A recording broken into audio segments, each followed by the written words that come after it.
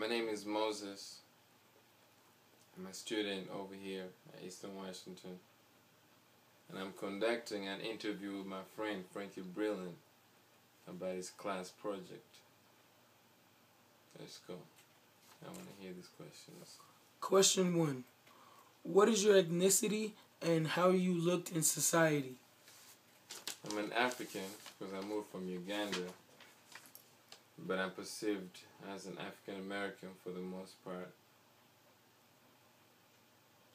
That's what I was thinking. Okay. Question 2. Describe where you are from and how you grew up. Like I said, I'm from Uganda. I grew up below the poverty line. I grew up in, some impoverished neighborhoods. And it's quite the transition moving out here and having to live in this society with all these resources. As far as academics, especially the education, is a very big part of it. Okay. Question 3. What is one of the most important factors keeping minorities in poverty? I think is the systematic racism. There's a lot of racism that people are not able to see. There's a lot of things that the government is doing in a lot of ways that keeps minorities down, like the dumping of waste in minority neighborhoods and having low rates of insurance, people having to pay too much for insurance and things like that. Question 4. How are African Americans treated now from 20 years ago? 20 years ago it was a lot easier to see the racism. It was a lot more blatant, the discrimination, But now it's different because it's hard to pay attention because people don't even know what's going on. A lot of things that are going on are very systematic. It's almost like they're invisible. Everybody's colorblind to the issues. So are you saying like it's more subliminal now? It's a lot more subliminal, yes. Okay. Yes. Okay. Question 5. How many siblings are living in your home now? I don't know if we're living at the home, at the house, because everybody's. Or in your immediate family, like. Yeah, like in my. I have 3 brothers and 4 sisters, but I don't know if they're living at home because everybody's going to school and colleges. But that's my family. That's my intermediate family. Okay. Question 6. What was your most painful experience when somebody had brought upon that you were black or racism towards your way? Like when you knew somebody was being racist towards you. Like you knew what was going on and everything. I got into some issues before, and I had to deal with the student disciplinary council, and they had to determine whether or not I should be suspended or expelled or whatever. And they had to do a panel, and they had to choose. People had to pick and vote. And I was a black person looking at a panel of a whole bunch of white people. And I thought that was unfair.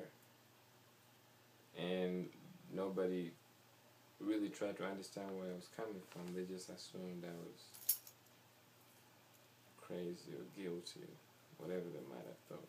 Okay. Question 7. What was your most positive? There's a lot of positive ones, because there's a lot of people here that you find that are very open-minded, that are always willing to find out what's going on with other cultures.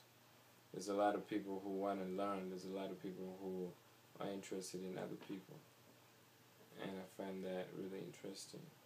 Like when I go to different classes or different places, new neighborhoods, meet new people, there's always a lot of open-mindedness. Okay. Question 8. What is your family's like values that you have brought from Africa over to America?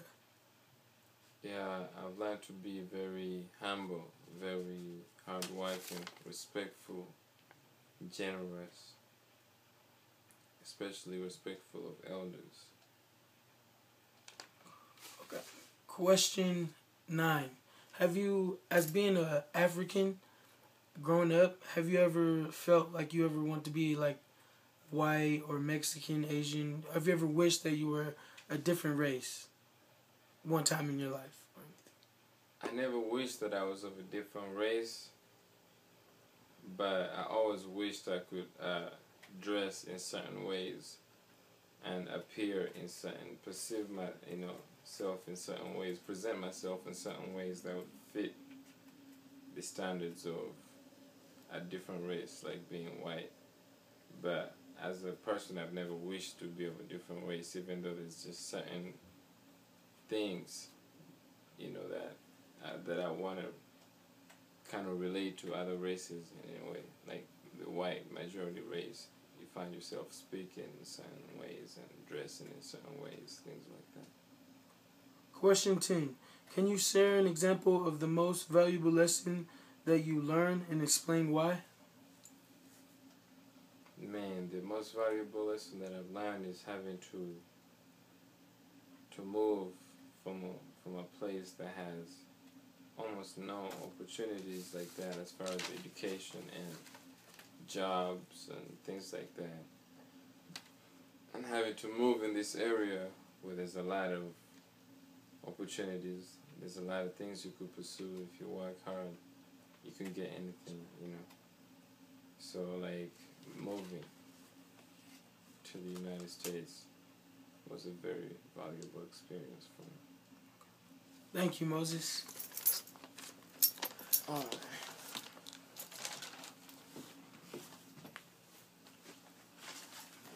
Yeah.